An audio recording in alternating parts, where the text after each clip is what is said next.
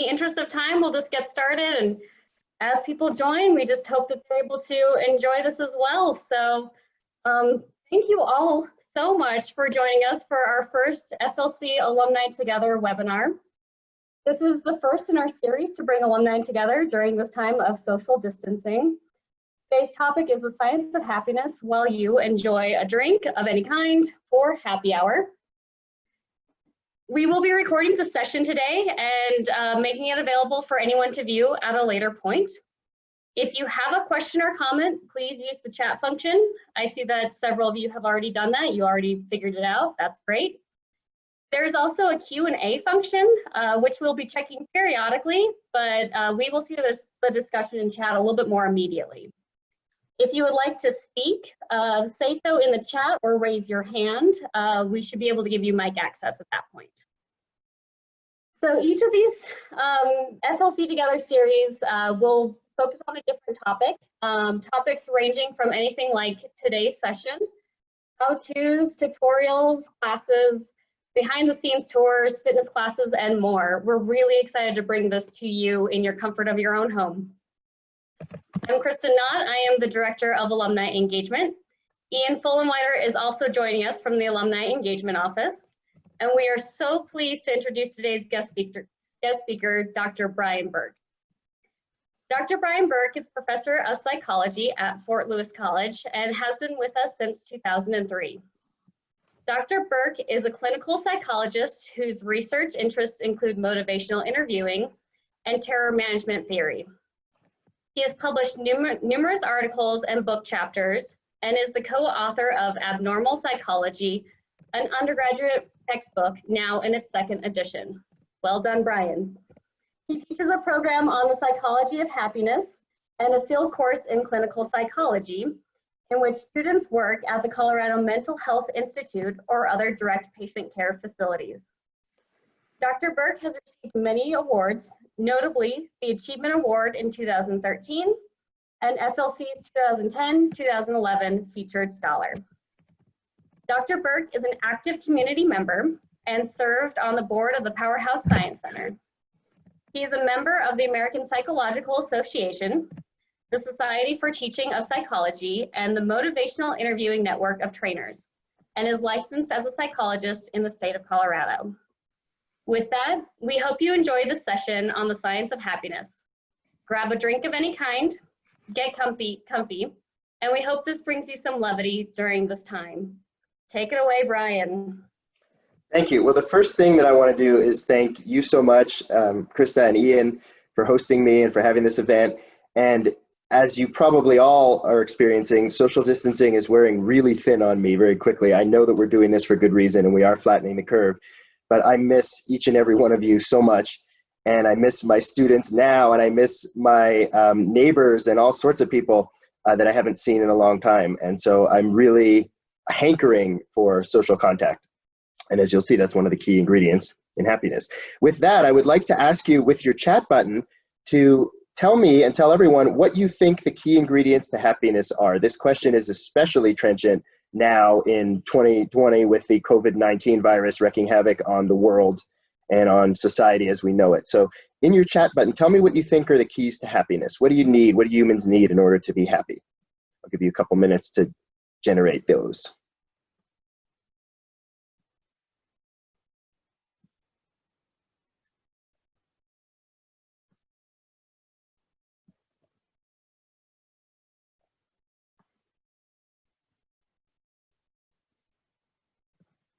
Of course, most of these are psych majors. They're all correct. Friendship, social interaction, connection, self-love, exercise.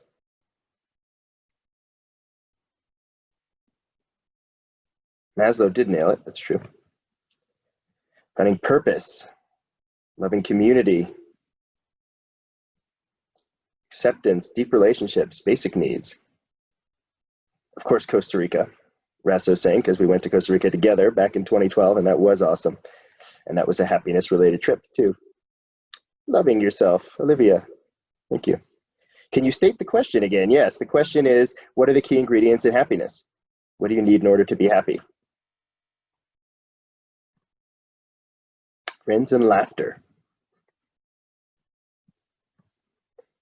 I'm really glad actually that Colbert and others, Seth Meyers, are doing these they're doing their shows, an abbreviated version of their shows online. And Saturday Night Live had what I thought was one of the most brilliant episodes ever this past week. The coronavirus episode was unbelievably good. They obviously did it through Zoom, and they had Alec Baldwin playing Trump and all sorts of things. And I thought it was hilarious and really much needed. Future vision. Nice. Excellent.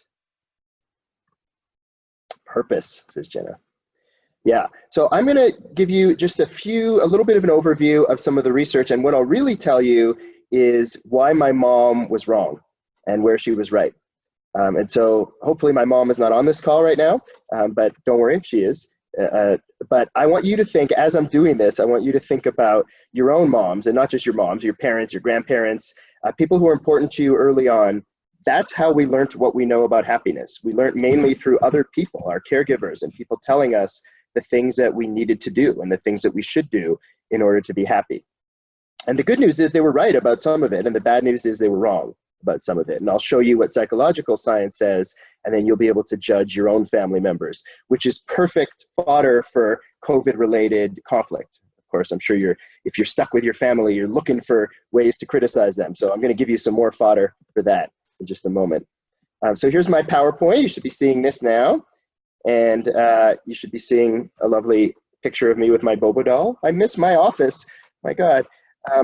So keys to happiness, the ingredients, you already did that. You listed the ingredients, and we have a picture of Krista right there. My mom told me 5 basic things about happiness, or 6 basic things really, when I was growing up. She told me I'd be happy when I was older.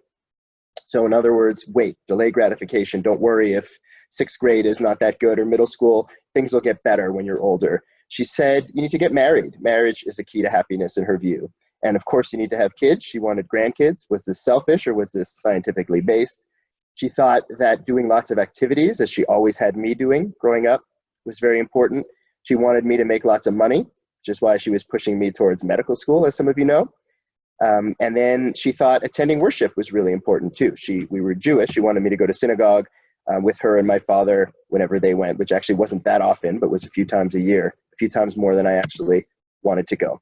So I'm going to unpack each of these claims to see where she stands and where we stand and where psychological science stands on these claims that she made. Is it true that we're happy or happier when we're older? Yes and no, as this graph shows. The relationship between age and happiness in many studies is a U-shaped curve. This is kind of a weird looking U. It's like a V/U, but you get the point. That essentially happiness decreases post-college and into the lives that most of you are leading now. Many of you are my alumni who were my students 10 or so years ago. And you're, unfortunately, in the downward decline in your happiness graph on average. Again, individuals are different, but in groups, people in their 20s, 30s are going down in terms of happiness, and they're going to reach kind of the bottom, in a sense, around midlife, around 50 or so. And then as you see, the happiness starts to climb. The happiness levels go up fairly precipitously until you die, essentially, until your 80s and even beyond.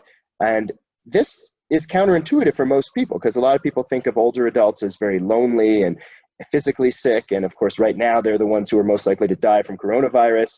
We don't think of it as a very blissful time. And yet the data on happiness across multiple studies and thousands of people around the world are pretty clear. And especially in North America, happiness declines until midlife and then increases after that. On your chat button, please tell me why you think this might be the case and what you think might be going on here. And I'll wait just a moment for you to do that. And we will unravel the mystery too. I'm not just going to pose questions. I will tell you some of the answers that we've come up with.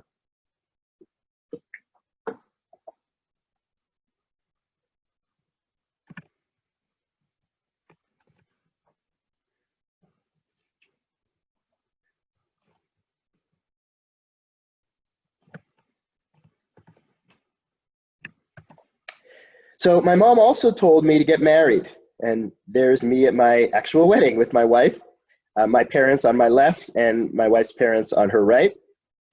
That was almost exactly 20 years ago. We were supposed to go on a trip to South Africa this coming summer for our 20th wedding anniversary, which may or may not happen right now. But getting married was supposed to be something that I did as an investment in my happiness. And it turned out of course, we all think of marriage. There's all these jokes about marriage being the worst day of your life and you're the old ball and chain and all these things. And here's one of my favorite anniversary comics ever, Marge getting pretty tired of waking up at the crack of dawn. You see the crack of dawn on the middle of the screen. Despite all of the good-natured ribbing, it turns out that empirically, according to research, happiness is an amazingly good, marriage is an amazingly good investment in happiness.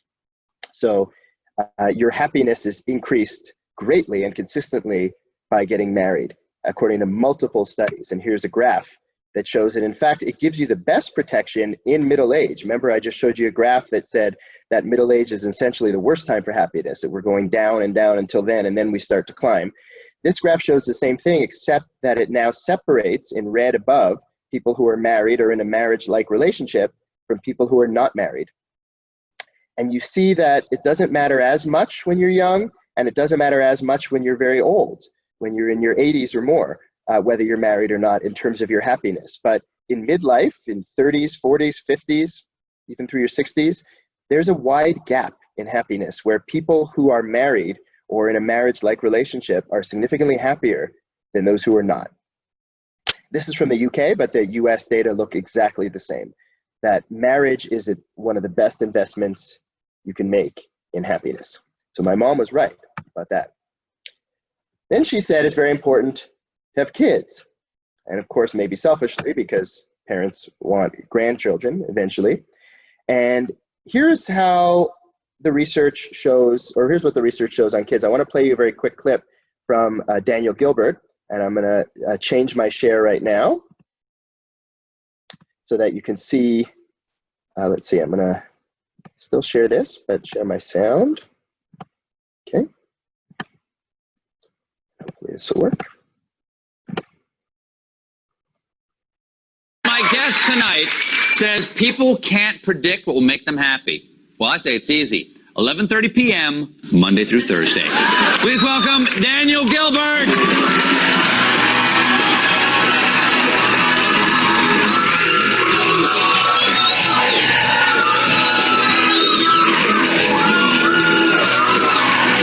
Gilbert, I gotta tell you, that made me very happy. It looked like it to me. They showered me with love and affection and adulation, and I am high as a kite As right well now. you should be. Your book is called Stumbling on Happiness.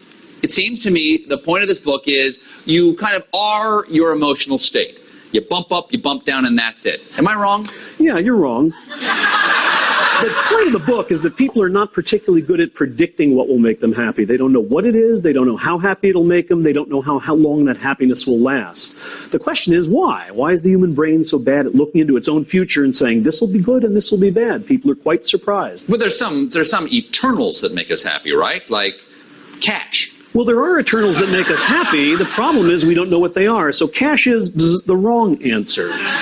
What was that little sound you made? That was the little buzz. A little buzz Yeah, sound? it was the game show Okay. buzz. All Sorry right. about that. Do you have a bee in your bonnet? I don't have a bonnet. Oh, I noticed. Now, what do you mean money doesn't buy happiness? Well, money does buy happiness if you're living in a cardboard box under a bridge. It changes the lives of people who are very poor when they move them to the middle class. What doesn't happen is that once people are in the middle class, more money doesn't seem to make them happier.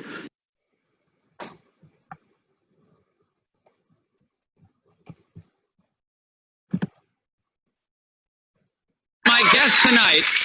Well, money does buy happiness if you're living in a cardboard box under a bridge. It changes the lives of people who are very poor when they move them to the middle class. What doesn't happen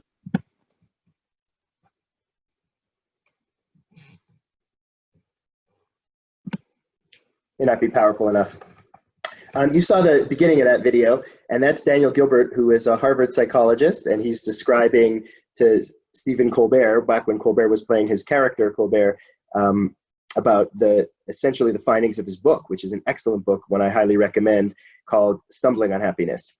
And that's the idea that we're really bad, as he said it, looking into our future and predicting what's going to be good and what's going to be bad and what's going to make us happy. There's so many mistakes that we make. And if you're a psych student, you've taken many courses on that, on cognitive heuristics and shortcuts that we take to try and understand the world, which normally serve us well. But when we're trying to make decisions like what types of things are going to make us happy, these same heuristics, these same shortcuts often lead us astray, and they lead us to the wrong answers. And one of the wrong answers that they lead us to is, in fact, the answer of having children. It turns out that the life satisfaction of individuals with kids is slightly lower than the life satisfaction of those without kids. And in fact, the more kids you have, the lower your life satisfaction is. So overall, there's a very low impact of children on happiness, but it tends to be slightly negative. So I'll pause here for questions and ask you what you think about that. So marriage, I just said, best investment you can make in happiness. Kids, quite the opposite. Not a good investment in happiness. And probably it's less surprising to you right now, because if you have kids at home and you're quote unquote stuck at home with them during the coronavirus crisis, you probably are attempting to murder each other in some creative, non-traceable ways right now. So you might resonate more with this statement. Often students argue about this and say, that can't be true. Having kids is the best thing. Of course you want to do that. But what are your thoughts? What are your questions at this point about the age and happiness, the U-shaped curve, marriage being a good investment, and kids not so much in your own happiness? So you can use Q&A or chat, either one, whichever you prefer. And we can give mic options too. If you want to type in there that you'd like to speak, we'll do that too.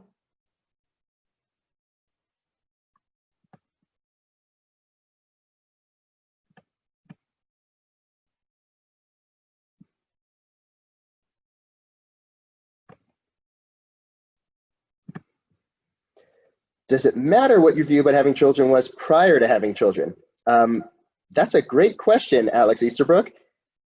Does it matter what your view about having children was prior to having children? So I think what you're saying, and correct me if I'm wrong, is that you're saying if you believe that having children will increase your happiness, will it increase your happiness? Or if you believe that it's going to make you unhappy, will it?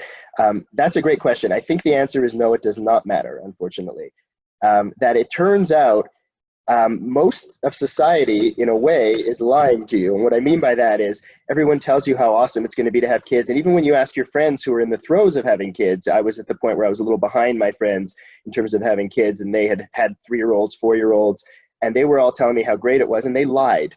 I don't even know if they realized they were lying, but they were lying, because it turns out that it's an illusion of memory, in a sense. And what I mean by that is this: we can have the worst day with Bailey. We've had some pretty bad ones with ADHD and stuff like that, especially now during coronavirus. We're yelling at each other all day. And then somehow at night, we're watching Iron Man and eating ice cream. And he turns to me and he says, "I love you, Dad." And it feels like, oh yeah, having kids is amazing. It's the best thing ever. But of course, that's an illusion of memory.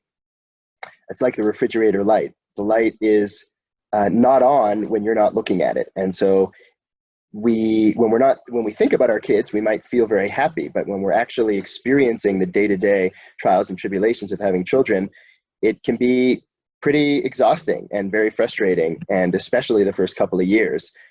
You're covered in poop and diapers, and very few people enjoy that part. They tell themselves they do, and that's why people reproduce. We need that for society to function, and yet in some ways it's an illusion of memory. Sam asked, what year was the study of marriage and happiness? Multiple years, but the most recent one was just from a few years ago. So I keep checking the data on that to see if it changes, and it really doesn't. And again, many of you might be wondering about that, because probably half of you, roughly on average, come from divorced families, and you're thinking, well, my parents didn't seem very happy. And so that's true, but the idea of being married, especially in midlife, is really protective for people. And of course, especially for those who are in a good relationship, marriage is one of the best investments you can make in happiness. Lots of other questions and chats. What year was the study done? I already asked that. Does happiness increase after children move out? Exactly. That's exactly what happens. And in fact, we believe that's why the curve on aging and happiness is in fact a U-shaped curve, because around 50, age 50 is when your kids move out.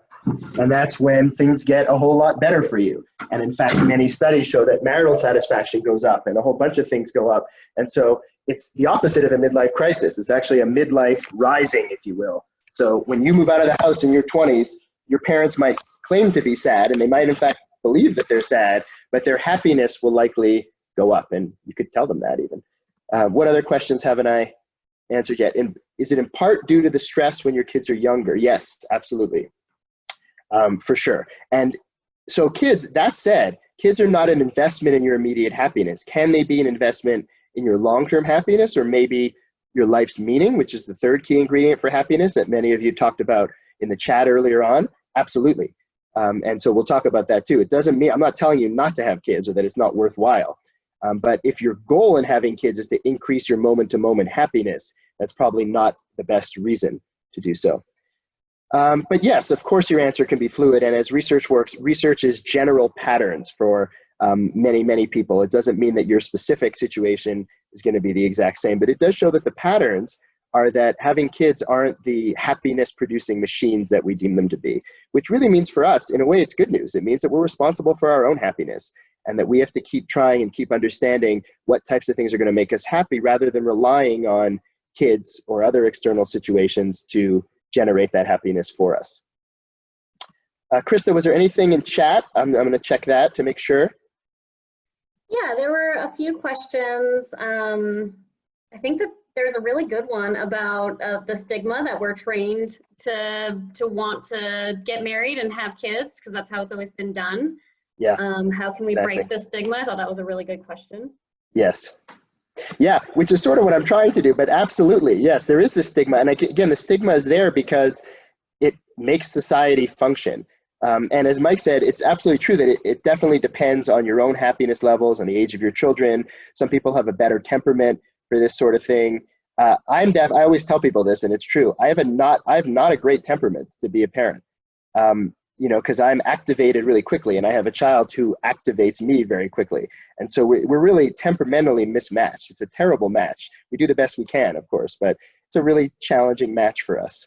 And so it's really hard. It's also, I think, particularly hard. What I'm trying to dispel here, the stigma, is that you expect to be blissful. We had a hard time having kids. We ended up adopting our son, and it took years. It took a long time. That's partly why we were behind all of my friends. And we expected once we took this adorable little boy home that all of a sudden bliss would ensue. And it didn't. It's still hard. Life is still challenging, and having a toddler and an infant is challenging. And so I want parents to know that it's okay not to be blissfully happy in the throes of parenting, because most people aren't, even if they think that they are. So yeah, the days are long, but the years are short, for sure. Absolutely. Slide about marriage leading to greater happiness, that it also said supportive relationships. So this was Kelly's question. It's a great question. Depends on the study. I've seen some studies that show that marriage is even better than a non-marriage, marriage-like relationship, like a domestic partnership. And I've seen other studies that lump those together and say they're both better than simply dating someone or than not being in a relationship. So I think the short answer is that marriage is probably the best of all. And that's probably because of how happiness works, which is that when you can't get out of something, you actually work harder to make it work. So the more, of course, you could get out of a marriage, and there is divorce, but it's harder to get out of a marriage than a domestic partnership or even just a close relationship. And that challenge, that difficulty, that irreversibility sort of makes things better. Daniel Gilbert has a really cool study where he has students in a photography class, and they develop 2 photos and they get to keep one. And in one condition, they get to decide for a week whether they're going to come back and take the other one instead and change their mind. And in another condition, they keep one and the other one immediately gets shipped off, they're told. They can't change their mind. And it turns out they're much, much happier in that second condition when they cannot change their mind. It's irreversible because they choose one photo, they're not sure, but over the days they come to like their photo even more. It's called the psychological immune system. They start manufacturing happiness that, yes, I made the right choice. Whereas when they have a choice to return it, they spend the whole week with anxiety and uncertainty thinking, did I pick the right one? Maybe this isn't good, maybe the other one's better, and they always end up uncertain. So that's why I think marriage is even better in terms of investment in happiness than any similar marriage type relationship. Great question. So same-sex couples, absolutely. That this question doesn't differ. So it's the same idea, which is why I think, Mallory, it's super important, or to me anyway, it was super important to many people to get all kinds of marriage to be legal in this country and in the world, because marriage is a very important investment in happiness. And so to offer marriage to some people and not others because of who they choose as partners seems to me to be not only unfair, but not connected to the science. The science shows it. It's a great thing that you're doing and a great investment in happiness. And so everyone who loves each other should have access to that. The second part of your question, I'm not sure. I've never seen data on polyamorous relationships and how that works. I think it would depend on the commitment levels of the individuals. But if you were in a committed polyamorous relationship where you really felt like you could rely on the people in that relationship, then I think it might have similar salutary effects. I think it might be really beneficial as well. But I have not seen specific research on that. So I'm going to go back into some PowerPoint, and then I'll come out. These are excellent questions. I expected no less from these awesome alumni. Let's see, I'm going back in here. Yep. Okay.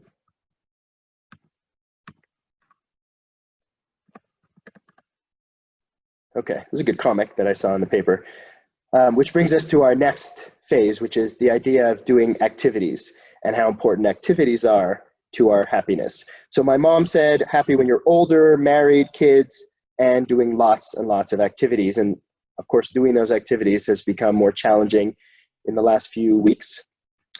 But the key to happiness, it turns out, is in something called flow.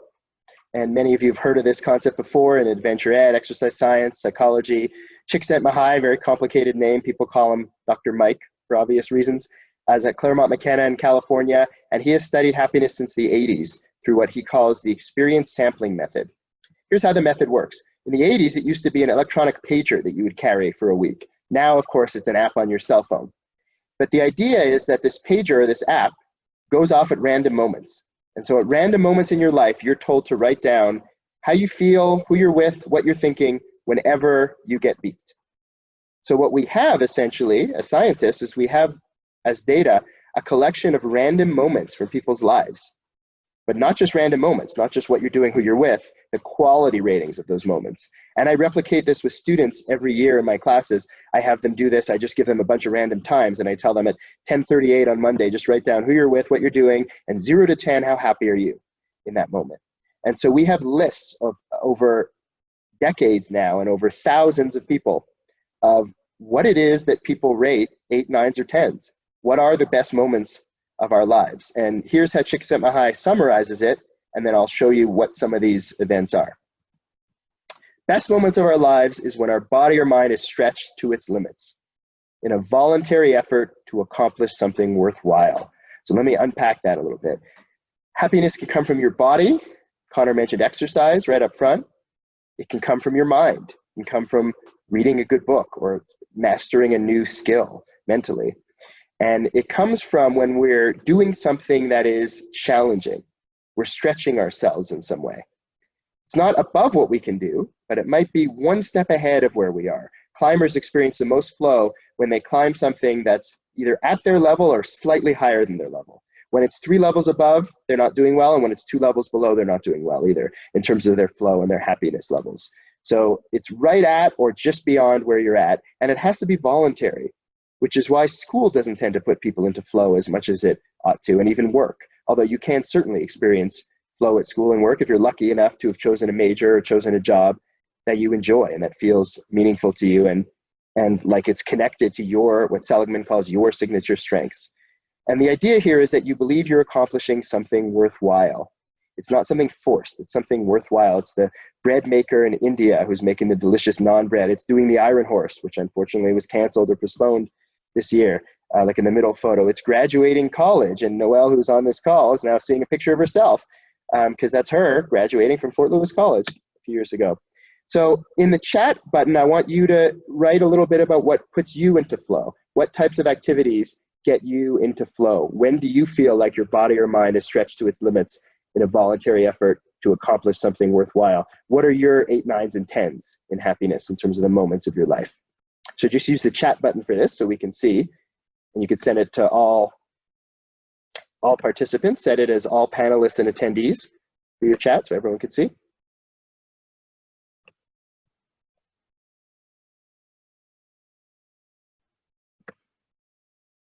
Nice. Running, woodworking, basketball, good workout, mountain biking, backpacking, swimming.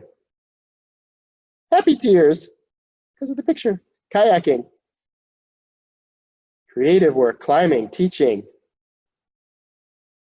Playing hockey, yes. They are resuming the hockey league, Livia, don't worry. It's coming back in the fall. Trying to solve a problem or come up with an idea. Yeah. Doing your work, Cody, absolutely. Seeing clients. Doing hard things. Finishing school again, Jesse. Congratulations. Baking, absolutely. Basketball with Alex. Sweet. Something new and exciting. Working out, says the former soccer star. Gardening.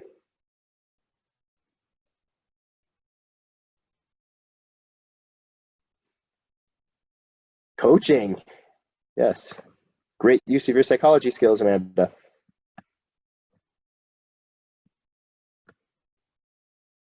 Yeah, absolutely. Doing your work, working with individuals with serious illness and mental illness and helping to stabilize them. It's a very noble job and a very important one as well, becoming even more important by the day here.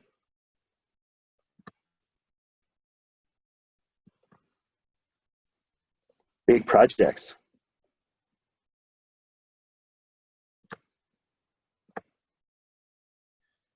Dogs, of course. Dogs are the big winners, by the way, in the coronavirus crisis because they're getting way more love and walks than ever before, and that's really all they want. Cats are probably the big losers because they want their alone time, but dogs want us, and they're getting more of us than ever before. Jiu-jitsu, absolutely. Hanging out with friends, other people.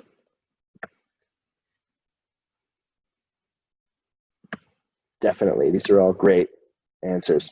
So I'm going to go back in to my slides here for a sec, and let's go to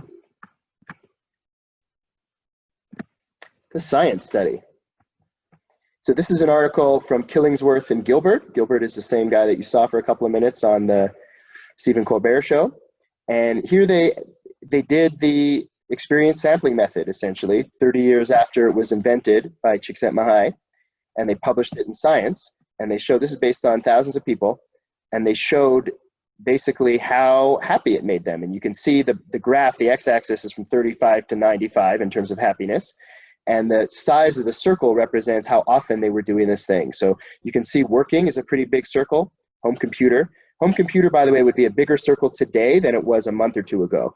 Home computer use, not surprisingly, has gone way, way up in the last month since social distancing. It's gone way up even more. People's cell phone use is actually down, and they're using their computers instead. So home computer use is very, very large, but you see in terms of happiness, it's only average or maybe a little below. If you look at that dotted line as being kind of average happiness, 65. So using our home computer is something we do a ton of, and it really doesn't make us unhappy, but it doesn't make us happy. Working for most people doesn't make us happy, doesn't put us into flow. Watching television doesn't put us into flow. Again, we're kind of in the middle. Cleaning in the house doesn't really put us into flow. What puts you into flow is sex, making love. You can see that's the highest one right there. Exercising, talking, listening to music, praying, worshiping, meditating puts you into flow. Eating, taking a walk, being with other people. That's what puts you into flow most of all. Sometimes taking care of kids, that's true. Some moments spent with our kids can certainly put us into flow, and some moments of relaxing and reading and things like that. But again, the highest things that put us into flow are activities that stretch us. And people in Durango and people who were Fort Lewis students tend to be particularly good at these activities. They're particularly good at finding nature and exercise and activities that really help them attain flow, probably more often than non-Fort Lewis people, I would guess. So that's important. And that's going to be something that continues to be important and is even more important now. Because social media, turns out, is a barrier to flow. And again, we're using this more than ever in the era of social distancing. When people use social network sites passively, it turns out, like scrolling through other people's stuff and watching what other people are doing, that's when FOMO happens. That's when you get jealous. That's when you make these comparisons of, why are they doing such cool things? And why are they baking all these cool things and doing all these cool projects, and you see all these things and you're barely getting your kids' homework done. And when you do that, you report lower levels of well-being. So it turns out that how you use social media is very important to happiness. Of course, now it is our lifeline in a lot of ways, and it's our way of staying connected. We're using the internet right now, of course, and Zoom to stay connected. So it's how you do it. When you do it more actively, and when you actually participate in it rather than just watching or observing others, that's when you can get more flow out of it. So again, as you watch yourself, or you notice yourself being really passive observers of other people's Facebook or Instagram feeds, that's when you might find your happiness going down. There's another study. Elizabeth Dunn in Vancouver is one of the major happiness researchers, and she had during a week participants either checking their email continuously or limiting them to checking messages just 3 times per day. So they either told them check your messages whenever you want, or check them only 3 times in the day, once in the morning, once in the afternoon, once in the evening. And not surprisingly, the people who checked them only 3 times a day reported less stress and more happiness. And again, now we're at the point where I've always been quick on email, but these last few days I've been lightning quick because basically I'm on my computer. That's essentially where I am if I'm not out exercising. And so it's stressful. And there's so many different factors of why this has been stressful, of course. But one of the stressors is that we're now more connected to our devices than ever before. That's one of the reasons why it's harder to be happy. So before I go to money, I'm going to pause and see if there are any questions on that.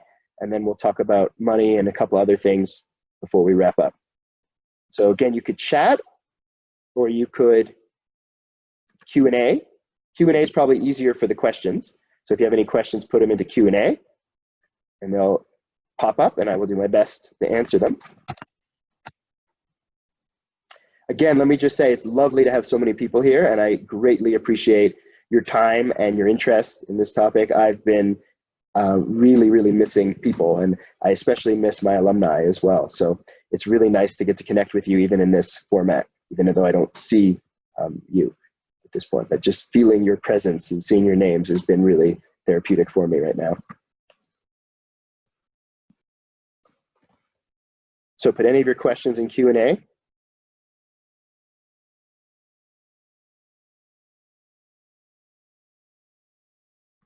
Or you can ask to be allowed to talk. You can just do that and we will hear your lovely voice as well. So Connor asked the relationship between job satisfaction / career passion and reported levels of happiness. Yeah, great question. And that is very high. So because as we saw, you spend most of your time at work.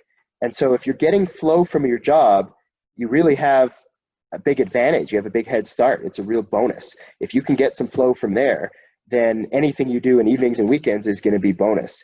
I have a friend who always said growing up, used to work in telemarketing, and he was just trying to make money, and he always said, that doesn't define me. What I do between 8 and 6 doesn't define me. It's what I do the rest of my time. And I think that's true, and that's a good attitude. But he's starting behind the 8 ball in a way, because he's already starting his evening exhausted and stressed and not all that happy. And so it's going to take a lot more for him to reach the same happiness levels as someone who is getting some of their flow from work.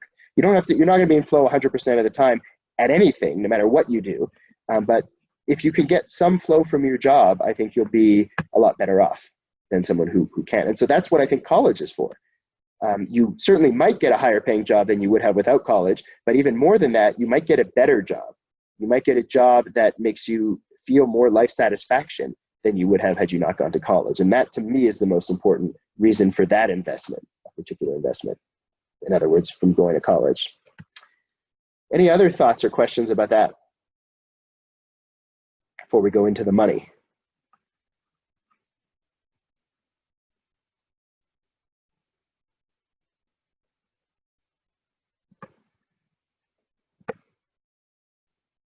So I'll go into the money, and you'll probably have some questions about that.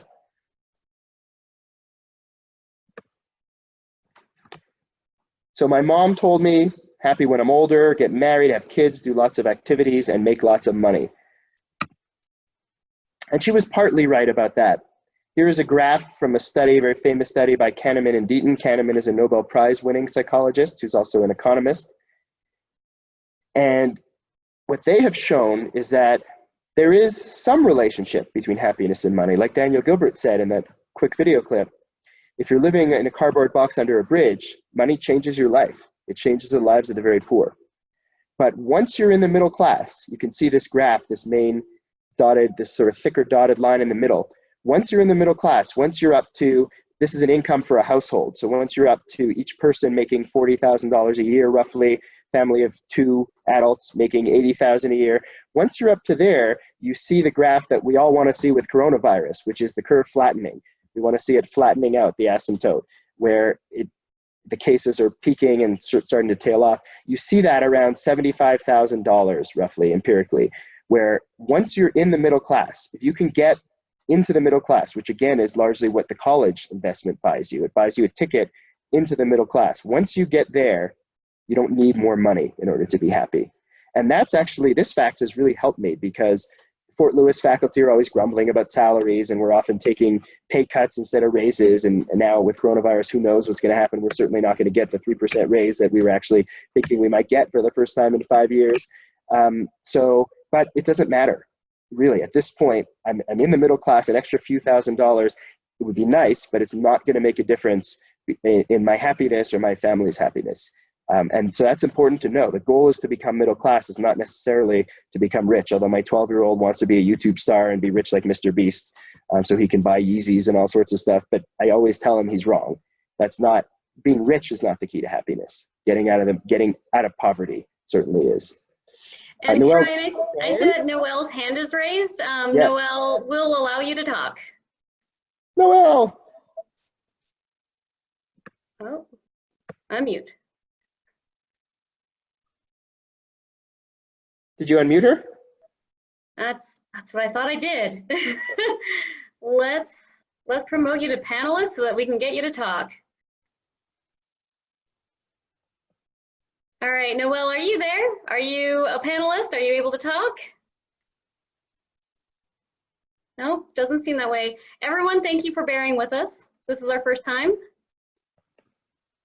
Oh wait, there you go. I hear her. Oh my gosh. Okay. I mean, I chatted in the thing just in case you guys couldn't hear me, but I actually was just curious what the stress-free line means, because it's much lower. So that's not a question of how happy are you. That's a question of how much stress do you have in your life, essentially. So that's a slightly different question. And what you can see there is that you become stress-free much, much sooner. So you don't even necessarily have to get to the middle class. You just have to get a little bit out of poverty, and then the stress goes away. And that line flattens out very, very quickly. So somebody who's a millionaire does not have less stress than somebody who just got themselves into the middle class. So okay. I think I was misinterpreting that. Thank you. It's a great question. Nice to hear your voice. It's nice to hear your voice too. Thanks, Noelle. Thank you. So Dre says, not necessarily money, but the idea that money can get you the basics. Exactly. That money gets you basic needs. Yes, not necessarily money. And in fact, we've all seen many examples of where money makes people very unhappy. That's why we watch Oprah and all those shows, because many of those celebrities are not pillars of happiness and not role models for blissful living. So certainly we've seen many, many examples where obscene wealth does not at all guarantee you happiness. But it's very, very hard to be happy, especially now. We've seen that coronavirus differentially affects communities of color and communities where they're dealing with poverty. Homeless people, et cetera, are being affected even more than ever before. And that is a big, big problem, and not only causing a lot of stress, but also sapping people's ability to be happy. It's, as you said before, Maslow had it right. It's hard to be happy without basic needs being met. What is considered poverty on this graph? Yeah, I don't know the actual, the federal thing, it always changes, but Kahneman and Deaton say that basically a household having $40,000 combined for the household of income is sort of out of poverty. The poverty line is different than that. I think it's lower than that. So I don't know those exact numbers, but you can see that once you're in that range, once you're on your way out of poverty, things get a lot better, both in terms of stress and also in terms of happiness. Yeah, what does the ladder line indicate? The ladder line is exactly what I just said. It's the question of experiencing high life satisfaction. So that's that main line that says ladder is the question of how satisfied are you with your life, which is sort of a proxy for asking how happy you are, although they're not the exact same question. And that's another big issue in happiness research is when you ask slightly different questions, you do sometimes get slightly different answers. Yeah, so here's a little bit more on money, and then I'll get to even more questions. It turns out that money buys you happiness in a few different situations. It buys you more happiness when you spend it on others. This is back to Elizabeth Dunn in Vancouver. She's done studies where she's given $20 to each member of a working team at a company, for example, let's say Google, and she gives them each $20 or $20 Starbucks card, and she tells them either to spend it on themselves and go buy themselves something, or she tells them to spend it on their teammate, on someone else. And then she has them rate their happiness a few days later. And what she finds, and what the studies show fairly clearly, is that when you spend money on others, your productivity goes up and your happiness goes up more than when you spend it on yourself. It makes you happier to spend money on other people. So that's an important thing to note as well, that having money that you can use to buy other people's stuff can be really valuable. Then we get to the question of, is stuff worth buying anyway? My son thinks I'm crazy that I spend this money on a trip to South Africa, for example. Safaris are not cheap. And he thinks it's insane. He thinks instead we should buy a swimming pool, or who knows what exactly he wants, maybe a fancy trampoline. He wants the stuff more than the experiences. And I always tell him that research is very, very clear. It turns out experiences, even though they're fleeting, even though they go away, even though a few months from now, if we do get to go to South Africa, we won't have anything to show for it, in quotes, except for memories and photos. Whereas if we went his swimming pool route, we would actually have a swimming pool a few years from now. Empirically, experiences always win out over stuff, that we should be spending our money on connecting with others, on having these experiences, on traveling, on going kayaking, and going camping, and doing as many things as we can do with other people, especially as COVID and other situations allow, as much as we can do with other people as possible. It's much more important than stuff. Now, sometimes stuff can be the gateway to experiences. In Durango, you need some sort of a decent mountain bike to be able to get out there. As Olivia knows, you need some sort of hockey equipment, and Mike knows, to get on the ice at all. So you do need some stuff sometimes, but you don't necessarily need the fanciest, best equipment possible. You really need the experience more than anything. And most people, it turns out, not just Democrats, but Republicans as well, most people are happier when money is spread more fairly, when income inequality is low. And of course, one of the things that's going to happen now with coronavirus is income inequality is probably going to go up even more to levels we haven't seen in 100 years. And that's going to make everybody unhappy, not just the people it's affecting the most. So when income inequality is low, according to the World Happiness Database, human happiness is higher. So it does pay off to help others, and it does pay off to make sure that other people have basic needs met as well. It's not just about the self in there. I'll get to the worship part in a sec. I just want to stop for a second and again invite any questions. We have about 12, 13 minutes left. We have plenty of time. So if people want to ask more questions, I would love to hear them. Again, put those in the Q&A so we can see them directly.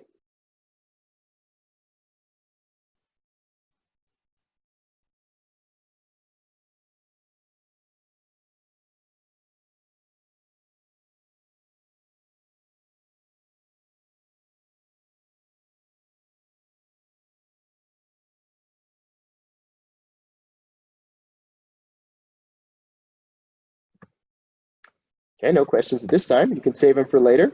I'll get back into the last couple of slides of my PowerPoint. This has to do with religion and spirituality and what role, if any, this has in happiness. This is my late great dog Borg at his Borg mitzvah. Mike was there when we spread his ashes at Spud Lake. This was when he turned 13, as all good Jewish dogs should. They should, celebrate by this rite of passage. We thought that was pretty funny, and that's my Fort Lewis scarf there as well. So even more apt for this moment. So attend worship. It turns out, if you look at the world survey, that the happiest countries in the world, the ones that are top 5, top 10 on the world happiness scale, are the least religious. They're Denmark, Sweden, Norway, Finland, to a certain extent. Canada's up there on that list. The least religious countries in the world are also the happiest. So if you look at the overall graph of religion and happiness, it turns out that the less happy countries, like India, are more religious. So there's an inverse relationship here between happiness and religion. And we're not sure why this is, but something about countries being less happy also causes them, or is correlated with them being more religious.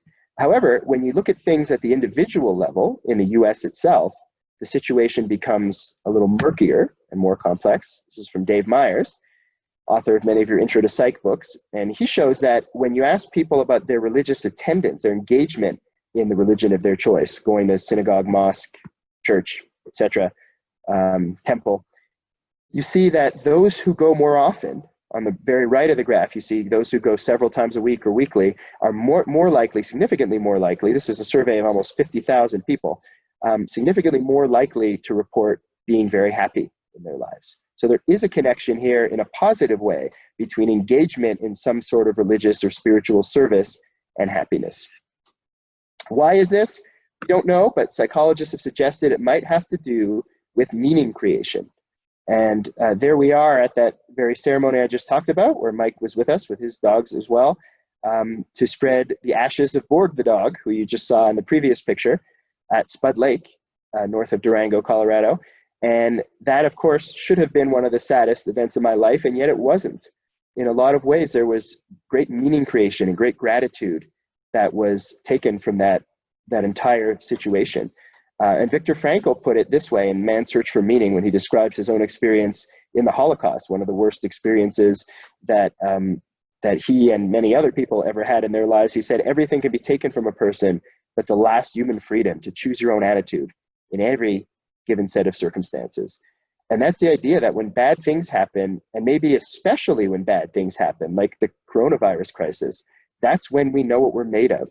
That's when our values come into focus. That's when we create the meaning in our lives. When bad things happen, that's when we find out what's really important to us and what type of people we are.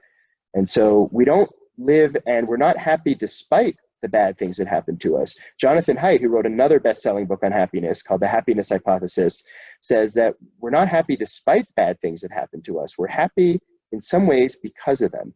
We grow from these things. We generate meaning from adversity. And if you think of the most meaningful things that you've accomplished in your life, like graduating from Fort Lewis, it didn't come easy. It didn't come cheap. It was challenging and difficult.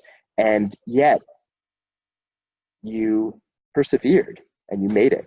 And that's partly what made it so meaningful, is that things are not supposed to be easy.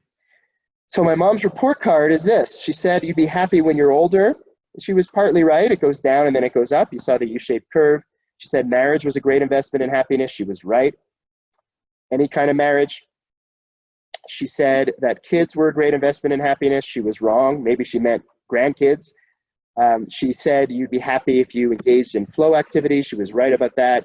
She was partially right about money. It's important to get out of poverty and get into the middle class if you can, but not necessarily to be wealthy. And she said religion was important. And again, the data are unclear on this. Countries that are less happy are actually more religious, and yet being involved in something that has meaning, something that connects you with people, something that creates these relationships is very important to your happiness. So I'm going to give my mom E minus. I don't know. I think it's a fair grade. You can decide what grade your mom or your other important people in your life would get. In summary, happiness is basically composed of 3 ingredients: relationships, activities, and meaning in life. And that's what it is. And many of you said that at the very beginning. You're connecting with people, not all relationships, not always kids when they're young, but certainly marriages, friendships, family members, non-toxic relationships, relationships that are mutual, respectful. Those relationships are going to be the best source of our happiness, which is why the coronavirus crisis is so challenging for people physically and mentally and psychologically, because it's become harder and harder to care for those relationships and nurture those relationships right now over distance. And those who we're stuck with in quarantine, in stay-at-home order, those relationships are becoming frayed in many cases. Activities, again, harder than ever before to do those activities, but super important to the extent that you can, to get out hiking and to play guitar and to do all the activities that are meaningful to you: music, cooking food. Natalie, we're doing our music jam on Jam Kazam on Tuesdays. Ask Michael Barker about it. We would love to have you join, and any one of you.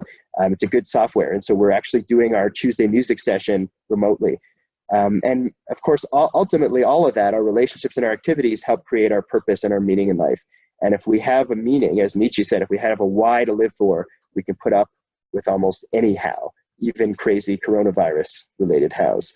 So think about how you're going to get these 3 ingredients in your life, especially amidst the coronavirus and these crazy times that we're in. We have a few minutes left for questions. I see we already have a couple for Q&A.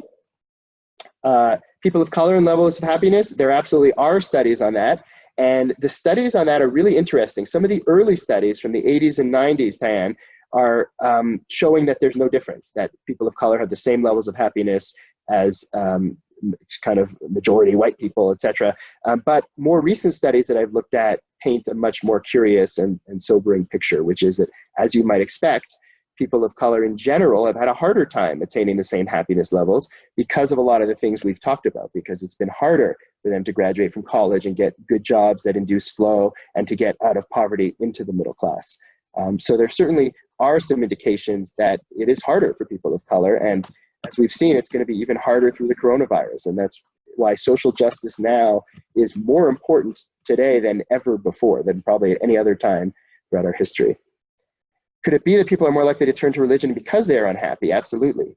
So again, we don't know. As you know from your psych classes, correlation does not always imply causation. So that's a correlation that happier countries are less religious and vice versa, but it's not a causation. So we could speculate about maybe people turn to religion because they're unhappy and they're looking for something beyond their lives. And what'll be super interesting, Olive and others, is whether religion goes up in the wake of coronavirus, whether people turn to religion now because of how scary and uncertain and anxiety-provoking all of this is. So in the world and in North America, will people become even more religious in the coming weeks and months as the virus changes all of our lives forever? That's a great question. I don't know the answer to that, but it's interesting to speculate, I think. Any other thoughts or questions about any of this? I'll also add that we can go over 5:30. This is not limited just an hour, but we are mindful of your time. So if you have to leave, we understand that. But Brian, and to all of you watching, I just don't want anyone to be concerned about the time. Yeah, so Jenna asked the relationship between income inequality and other countries' levels of happiness. So it's absolutely true that higher income inequality leads to lower happiness in countries. Happiest countries in the world have the lowest income inequality.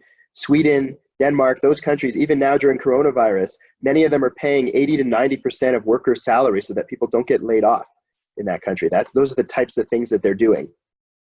And again, this isn't a political talk, so I'm not going to talk too much politically, but the implications of that are that countries that take care of their people and make sure that everyone has access to healthcare and basic needs have people that are happier. So there's no question that the happiest countries in the world have not quite solved that problem, but certainly taken care of it more than we have. Jesse asked about overcoming adversity, and could it mean that people look to happiness because they've been through hardships? So that's a great point. And so ACEs and happiness, ACEs is the Adverse Childhood Events Scale, and it's the idea that people who have higher ACEs are in fact more likely to have trauma and psychological issues as they're going through middle school and high school, and so it's an important measure of who needs treatment. And that is true, but overall, if we can help those people and give them the resources that they need, what the research shows is that they can come out even happier in the end. So certainly, if you've had a bad childhood, that doesn't mean that you'll never be happy. Pets and happiness, absolutely, Dre, for sure. Pets, there is research on that, and it shows, as you might expect, dogs increase our happiness, cats decrease it. I'm kidding about that. Pets increase our happiness for sure. I'm just not a cat person. But yes, pets are very, very important to our happiness because pets are relationships. Pets are meaning. Taking your dog out for a walk in the coronavirus crisis is meaningful, it's flow inducing, and it's a connection. They're very happy when we do that. So absolutely, pets are a great investment in happiness. That's a great question from Anonymous, is how we can objectively take inventory to assess what isn't making us happy. I think I would start with the list for everyone, the overall list of happiness is relationships, meaning, and activities. And then see, of those three, which part is not going well for you right now? Is it that you don't have a good sense of purpose? Is it that your relationships are strained or you don't feel like you have enough supportive relationships? Is it that you don't have a good sense of activities or enough things to do? And those obviously have different solutions. If it's relationships, then you would really work on that to the extent that you can online and reconnect with old friends and sort out kind of your toxic relationships and water the plant of some acquaintances to get closer with people. If it's really more about meaning, then it involves a lot of good questions. I just covered existential therapy in my counseling class earlier today, and it's really good questions like, what is the purpose of your life and what does it mean? And how are you going to find it if you don't have any or you don't know it right now? And then if it's activities and flow, it's really a question of what hobbies can you do and what types of things you enjoy, and how can you get to do those things? Maybe not right now, but as soon as we're allowed out of our houses again, how can you do the activities that you really enjoy? For me, getting back into music a couple of years ago with the folk jam was one good example of how happy it made me very, very quickly. I didn't realize how much I missed playing music until I got back into playing it with a group of people. Katie asks, do I think older people have more happiness in religion, or is it more the idea of meaning? So in other words, you're asking why. I love the way you're putting these together. That's what good psych students do, and future neuroscience students as well. I think you might be right that older people are getting better at doing their inventory of happiness, and they're finding happiness in more ways and other things. In some cases, religion, in some cases, communities. Certainly the older people I know in Durango, most of them are very, very engaged in the community. Many of them volunteer for meaningful projects, and they volunteer at the college. So maybe they found their meaning more, maybe they know themselves better. Maybe they've gotten to the point in their life and work where they don't have to impress other people as much. Maybe they're just okay with who they are at that point in their lives. So there could be a number of reasons why older individuals find more happiness in general. And Natalie says, Gilbert mentioned people are bad at predicting their own happiness. Yes, I can predict more. His book is great. And by the way, the Jonathan Haidt book is also great. That's called Happiness Hypothesis, and Gilbert's book is called Stumbling on Happiness. Both really good. You can get them both on Kindle right now and read them. Very, very good reads. Happiness Hypothesis is a little bit more philosophical. Gilbert's is a little more science-based in terms of the research studies and all the research that he has done at Harvard. And so I think his point, now I'm forgetting what the Gilbert question was. Oh yeah, how we're bad at predicting our happiness. What his research shows essentially is that we're really bad at understanding what types of things are going to make us happy in the future. And so we think of different outcomes as really, really important to our happiness. We think if I get that job or if I get that person to like me, I'm going to be so happy. And it turns out it's simply not true. There's something called impact bias, which is that we're not nearly as happy as we think we are when good things happen.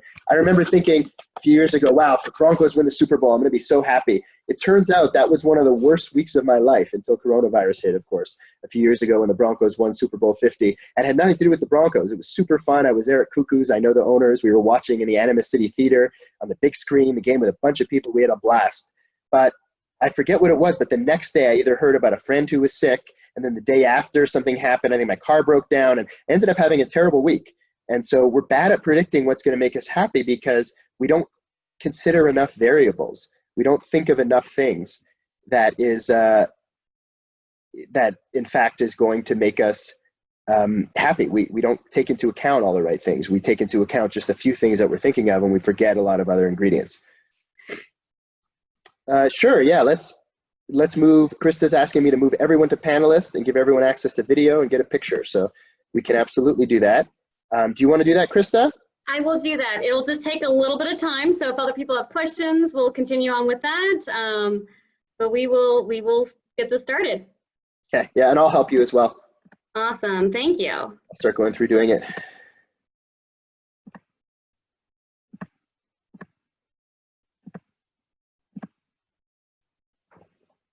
Nice. Look at all your beautiful faces. Oh my God.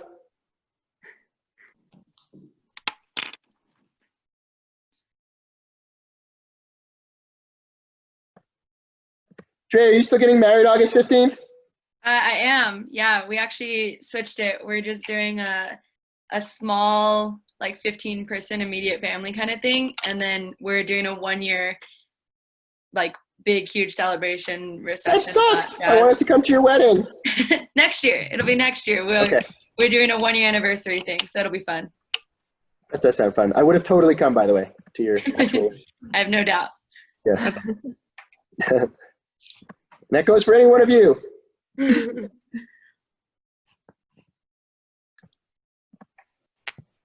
Let's see, we're still moving people. Do we have anyone left? Kelly? Yeah, I think we still have a few more, but this is so fun. We should all cheers.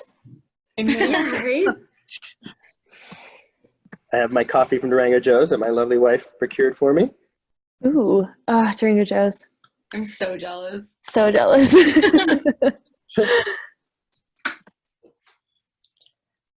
Who's the furthest away? Are you in Alaska, Mallory? No, I'm in Wisconsin. Ah, okay. Where in Wisconsin? Madison. Nice. Yay. Ashley.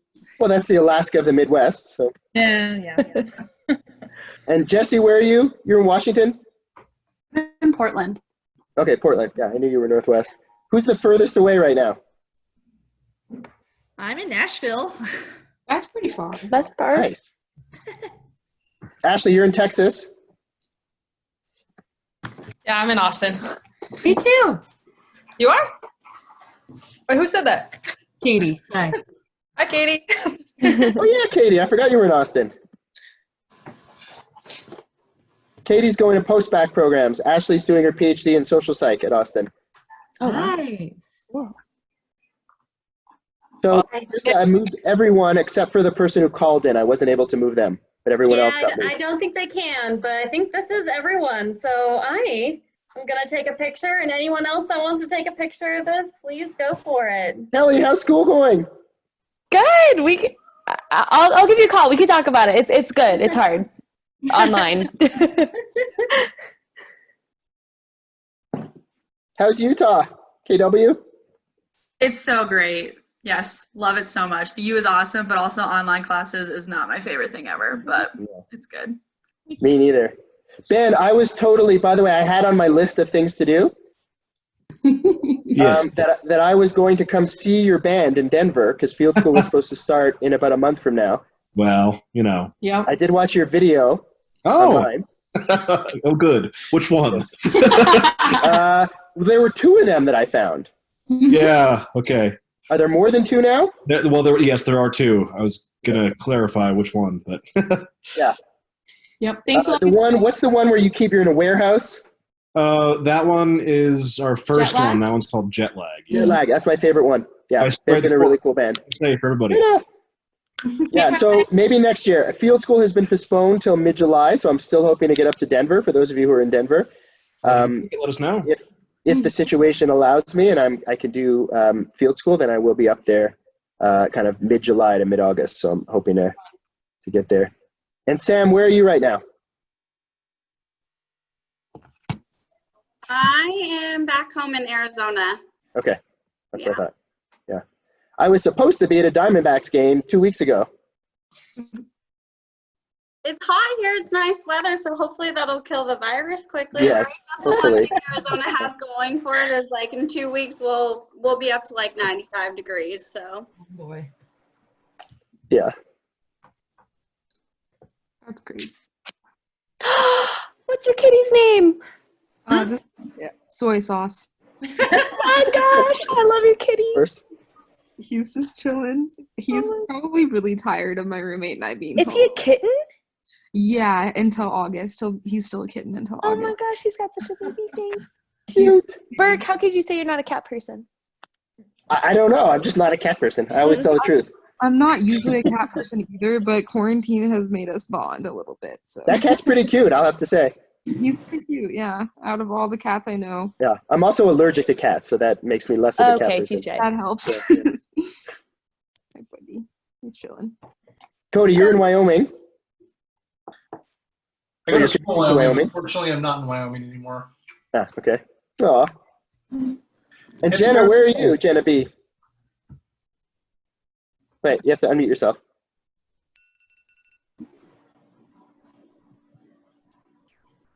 There you go. Portland, What? Portland, Maine. You're in Portland, Maine? Cool. Yeah. You might be the furthest away.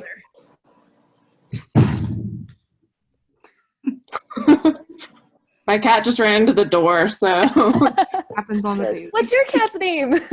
Yuka. That's awesome. Krista, did you get a photo of everyone? I sure did, and this was just so heartwarming, and I think that's exactly what I needed in these days that feel like such a roller coaster. Before we do one final cheers to everyone that joined us, first of all, Dr. Brian Burke, I want to sincerely thank you so much for giving of your time today. It was extremely informative. It was something I've been looking forward to like all week long, so thank you sincerely. We really appreciate it. My pleasure. Not a problem at all. Awesome. And I want to thank you all too for tuning in. Being our first session, I am so thrilled to see the outcome. Ty, I saw you cheersing there. Thank you for that. Everyone on this call, this means so much to us. We will hold these as often as we can. We actually have one next week. If you're able to join us, we'll be doing this next Thursday at 4 p.m.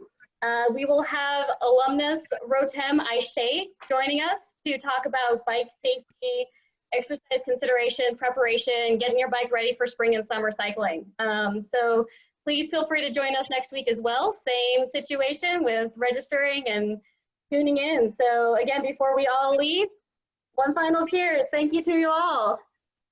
Thank you, all of you psych students. I miss you so much. Mike, I miss you and your family too. I've been thinking about you guys. We'll see you guys soon. Thank you so much. Thanks, Brian. Thanks. Bye. Thank you. Appreciate Bye. it. Brian.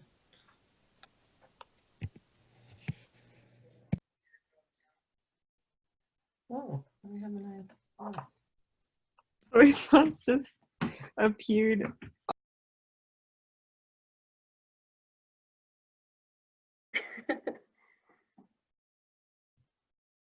Thank you, All Krista. right. Thank you so much, Brian. This was really wonderful. Honestly, I enjoyed every moment of it. Even when we were kind of just trying to play around with technology and figuring it out. So thank you again for being our first host. Again, that came with its, ups and downs, but what an awesome turnout. Yeah. We had like over 30 people almost the entire time. I think towards the end, a few people left, which is fine. If this was at 30, that's understandable, but we really appreciate it. Yeah, thank you. I really appreciate it too.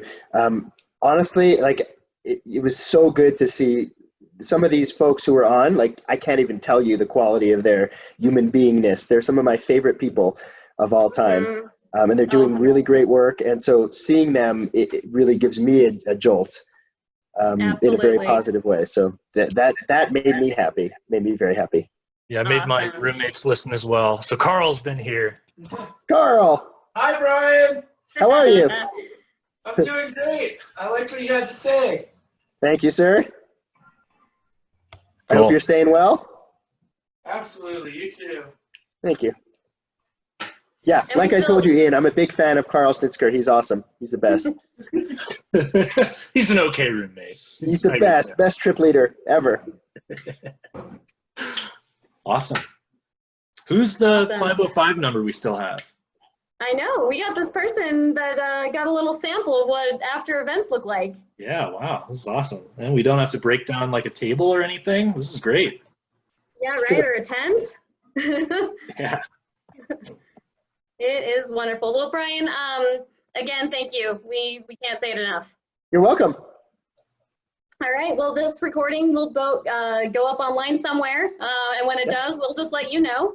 Perfect. And reach out if there's anything that we can do for you at any point. Okay. Thanks. I appreciate it. Absolutely. Thank you. Bye. Have a good night. See you, Brian. Bye.